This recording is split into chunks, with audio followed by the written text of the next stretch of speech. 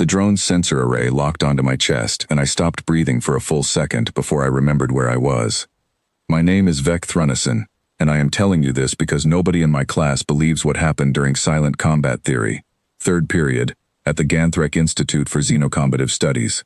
I have the recording, but recordings can be questioned, so I am telling it the way my grandmother taught me to tell things, the old way, because some moments need a witness who was actually there when it happened.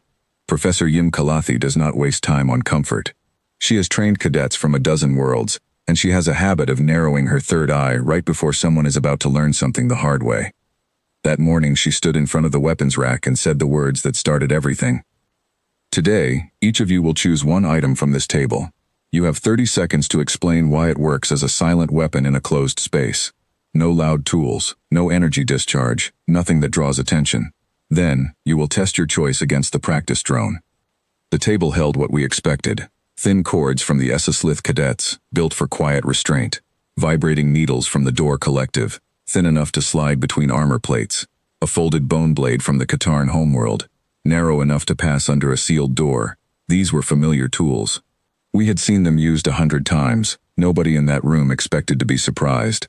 Then Maya Ellison walked to the table. Maya is human. By our standards, she is fragile.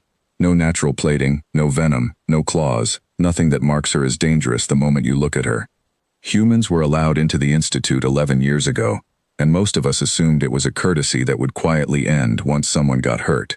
Nobody expected her to still be here, calm and unbothered, in a room full of species built for combat. She looked over the table slowly, the cords, the needles, the blade.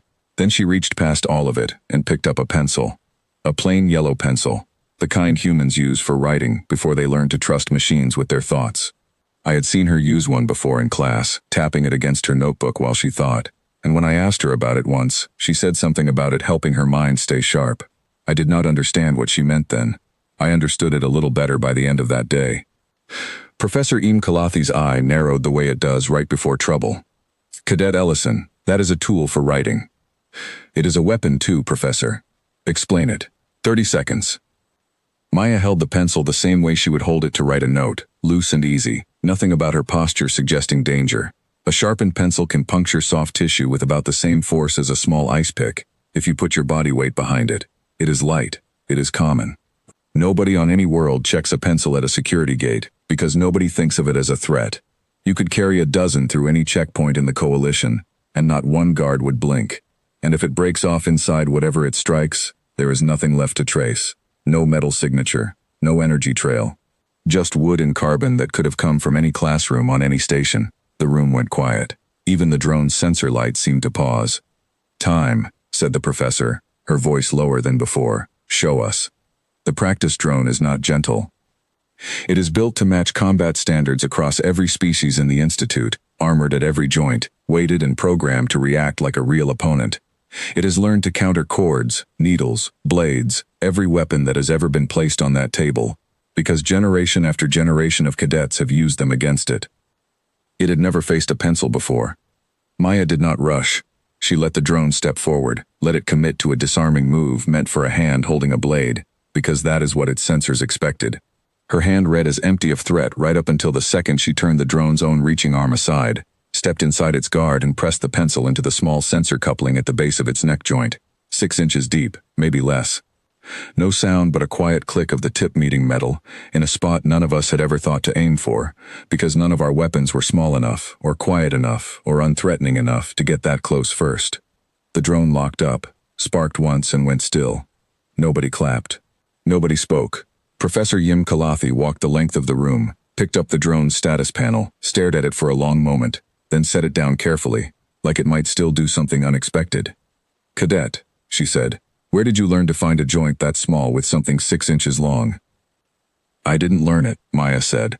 I found it in about 4 seconds while you were talking to the rest of the class. Humans do that a lot. We are not strong. We are not fast. We don't have claws or plating or anything sharp built into us. So instead, we spend our time looking for the small weak point instead of the big obvious one. I wish I could tell you the room laughed it off, that someone made a joke and the tension broke into something we would tell over a meal later that night. That is not what happened. What happened is that Fesick, a door cadet who sat 2 seats over, quietly picked up his vibrating needle from the table, turned it over in his claws, and asked nobody in particular, why did none of us think of the pencil? I did not have an answer for him, none of us did. We had grown up learning to measure danger by size, by voltage, by how loud something could be, or how much poison it carried. We were trained to fear the cord, the needle, the folded blade. Nobody had ever trained us to look twice at a pencil, because nothing in our lessons told us we should. Professor Kalathi ended class early that day. As we filed out, I saw her make a note on her own tablet, not a grade, something closer to a flag for whoever writes the training material. I caught a few words before she closed the screen.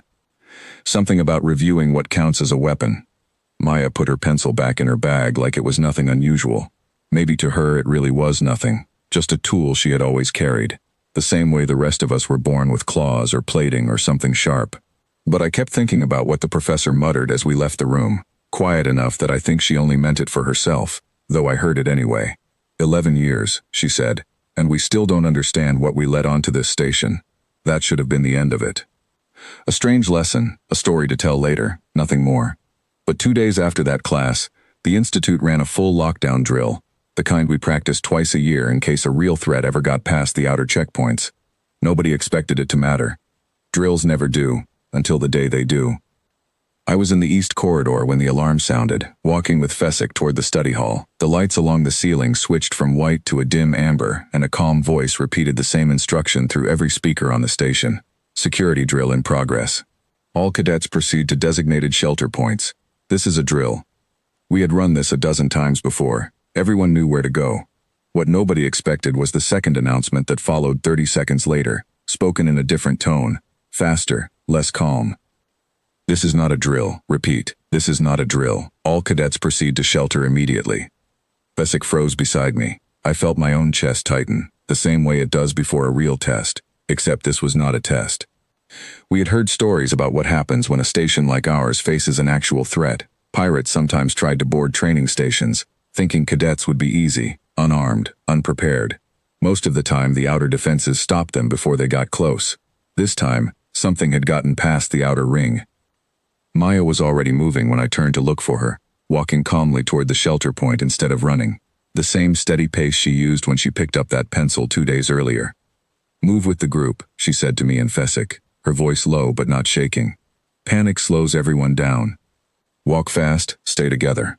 We followed her, because in that moment she seemed to be the only one among us who was not letting her fear take over. The shelter corridor was already filling with cadets from other classes. Dozens of us pressed together in a narrow hallway meant to hold half that number. The lights flickered once, then steadied. Somewhere above us, through the station's thick walls, we heard a dull impact, the kind that meant something outside had made contact with the hull. They're trying the docking clamp on level 3, a Katarn cadet near the front said, reading updates off his wrist display. Security says 3 intruders, armed, heading toward the east wing. Toward us. The shelter doors were built to seal automatically, but the drill schedule had us in the wrong section, too far from the nearest sealed room, caught in a corridor that would not lock down in time. Professor Kalathi appeared at the end of the hall, moving fast for someone her age, waving cadets toward a side room used for storage. In here, all of you, quickly. We packed into the storage room, shelves of practice equipment lining the walls, barely enough space for the number of us crowded inside. The door was thin, built for privacy, not defense. Through the small window set into it, I could see the corridor outside, empty now, lit by the same dim amber light. How many are actually coming this way? Fesick whispered. 3, Maya answered, checking the corridor through the window without opening the door. According to the announcement. 3 against 40 of us, someone said from the back, trying to sound braver than they looked. 3 armed intruders against 40 unarmed cadets, Maya said, which is not the same thing at all. She was right, and everyone in that room knew it. We had weapons training, but no actual weapons, not here, not during a lockdown when every real tool was locked in the armory 2 corridors away. Whatever training we had meant nothing without something to hold in our hands. That was when Maya reached into her bag and pulled out the same pencil from 2 days before. You cannot be serious, Fesick said. I used it on a drone built to survive worse, Maya said. I am not saying it is enough on its own. I am saying it is something, and something is better than standing here with empty hands. She looked around the room at the shelves of practice equipment we had all ignored until that second. Training batons, thick and blunt, meant for safe sparring, not real combat, but solid enough to matter now. Cords used for the same demonstrations we had watched 2 days earlier, harmless in class, less harmless in a hallway. Even loose metal fittings from broken equipment, sharp enough at the edges to be useful. "We are not helpless," Maya said, moving to the shelves. "We just have not looked at what is already around us." Professor Kalathi watched her for a moment, then nodded once and started handing out training batons to the cadets nearest the door, quiet and quick, no wasted movement. The footsteps came a minute later, slow and deliberate, echoing down the corridor outside. Through the small window, I saw a shape pass, then stop, right outside our door. The handle turned. Maya stepped forward before anyone else could move, positioning herself just beside the door frame, out of the direct line of sight from whoever was about to walk in. She held the pencil the same loose, easy way she had held it in class, nothing about her posture suggesting she was ready for anything. The door opened. The intruder who stepped through was tall, wearing gear meant for boarding actions, scanning the room fast, looking for the biggest threat first, the way anyone trained to expect armed resistance would look. His attention swept past Maya without pausing, because nothing about a young woman holding a pencil registered as dangerous to him. That hesitation was all Maya needed. She moved fast, the same calm precision from the drone demonstration, finding the gap in his stance before he had finished scanning the room, before his instincts caught up to what was actually standing in front of him.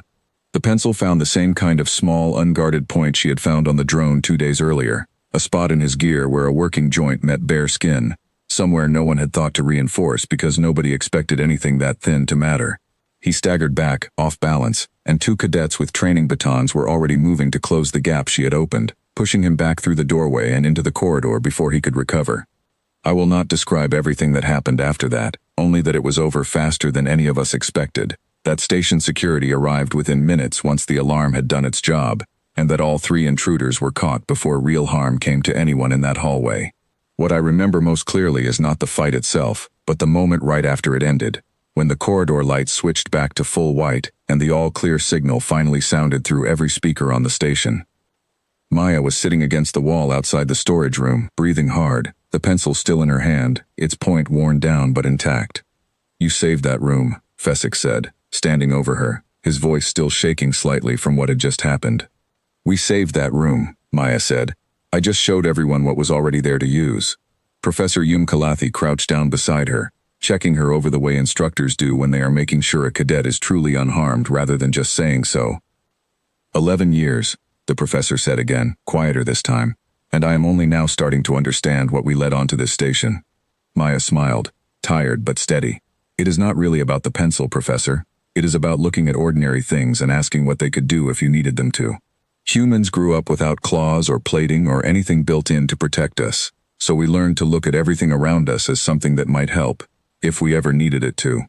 Word of what happened in that storage room spread through the institute faster than any official report could move. By the next morning, half the cadets I passed in the halls were carrying pencils in their bags, not because they expected another attack, but because something in that lesson had changed how they looked at ordinary objects. Professor Kalathi rewrote part of her course that same week. The old lessons on cords and needles and folded blades stayed, because those tools still mattered, but she added something new, a section on what she called adaptive thinking, built entirely around the idea that a real threat rarely announces itself with size or sound, and that the most dangerous thing in any room might be something nobody bothered to notice.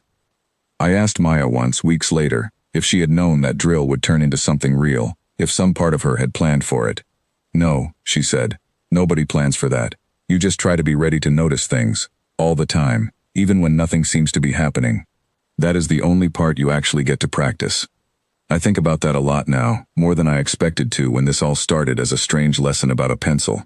I do not think humanity is a threat to the rest of us, not the way some of the older instructors worried when Maya's people were first allowed into the institute. But I do think we underestimated what it means to grow up without natural defenses, to never have claws or plating or venom to fall back on, and to learn instead how to see danger and opportunity in things the rest of us walk past without a second glance. I do not look at pencils the same way anymore, or paper clips or lengths of cord or any of the small ordinary things scattered across every desk and shelf on this station. I used to think real weapons had to be built for the purpose, shaped and designed with danger in mind from the very first moment. Now I know that is not true at all. Sometimes the most dangerous thing in the room is simply the one person who has learned to look a little closer than everyone else. And once you have seen that lesson proven twice, once in a classroom and once in a corridor where it truly mattered, you never quite stop looking a little closer yourself.